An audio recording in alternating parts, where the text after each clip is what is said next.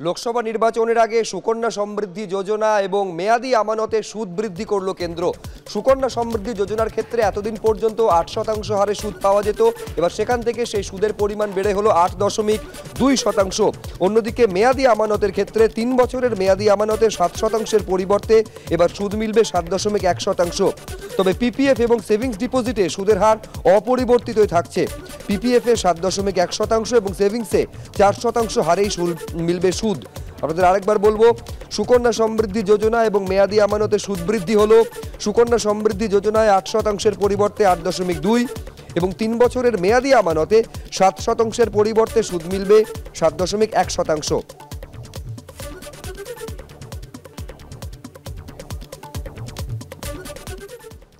পরের খবরে আসবো। হাওড়ায় ক্রিসমাস কার্নিভালকে ঘিরে কোন্দলের ঘটনায় আরো 2 জনকে গ্রেফতার করেছে পুলিশ। এই 2 জন ক্রীড়া প্রতিমন্ত্রীর ঘনিষ্ঠ বলে জানা যাচ্ছে। এই দুজনের একজনের নাম রাজ জালান এবং অপরজন আকাশ দত্ত। এরা ক্রীড়া প্রতিমন্ত্রী মনোজ তিওয়ারির অনুগামী বলে পরিচিত। ধৃতদের 4 দিনের পুলিশ হেফাজতের নির্দেশ দিয়েছে আদালত। পুর প্রশাসককে নিগ্রহের প্রতিবাদে ধিক্কার মিছিল হাওড়া পুরসভার কর্মীদের একাংশের।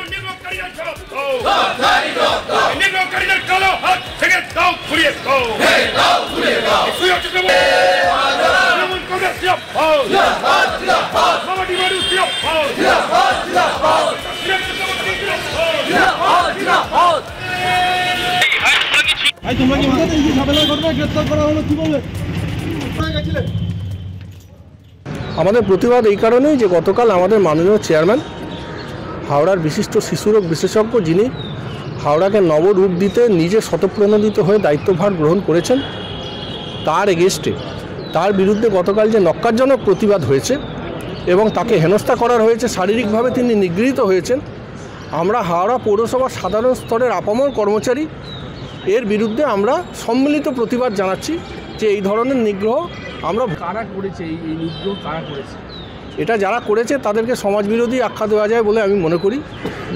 সাধারণত সমাজবিরোধীরাই এই জাতীয় কাজ করে, তারাই করেছেন। এটা অন্তর্কলয়ের ব্যাপার নেই।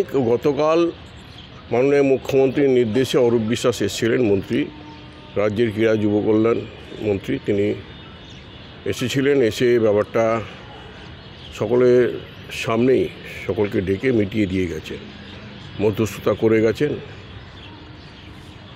এবং এটা সবাই দেখেছে, আমরা সকলেই দেখেছি। যারা টিভিতে দেখেছেন বা বিভিন্ন মিডিয়া, সোশ্যাল মিডিয়ার মাধ্যমে দেখেছেন, তারা সকলেই দেখেছেন কি হয়েছে না হয়েছে। তাদের হেড অফ দি ইনস্টিটিউশন হেকেলড হয়েছে, এটা কর্মীদের ফান্ডামেন্টাল রাইট। আমি এটা নিয়ে কোনো মন্তব্য করতে চাই না। তারা তাদের গণতান্ত্রিক অধিকার তারা প্রতিবাদ জানিয়েছে। বিজেপি সাংসদ দিলীপ ঘোষ এ নিয়ে কি বলছেন দেখুন একবার। টিএমসি এর মধ্যে লড়াই, গোষ্ঠীদ্বন্দ্ব, এটা কোনো খবর নয়। ওটাই স্বাভাবিক ওদের। ওরা বাইরে লড়াই করতে পারে না, ভেতরে লড়াই করে। আর এই করতে করতে পার্টিটা শেষ হবে। মন্ত্রী এমএলএ এই হাতাহাতি করছে, এটা কোনো পার্টি? কি বলছেন তৃণমূলের রাজ্য সাধারণ সম্পাদক কুণাল ঘোষ দেখুন। প্রথমবার একটা কোনো কর্মসূচি হচ্ছিল হাওড়া কার্নিভাল, সেটাই কিছু ভুল বোঝাবুঝি হয়েছিল। মমতা বন্দ্যোপাধ্যায় কড়া নির্দেশ পাঠান যে চালু করে দিতে হবে মানুষের স্বার্থে সুন্দর করে উৎসব। এবার অরূপ বিশ্বাস গিয়েছিলেন, তিনি তাদের নিয়ে বৈঠক করেছেন। কোথাও কোনো ভুল বোঝাবুঝি থাকলে অরূপ বিশ্বাস দেখে নিচ্ছেন।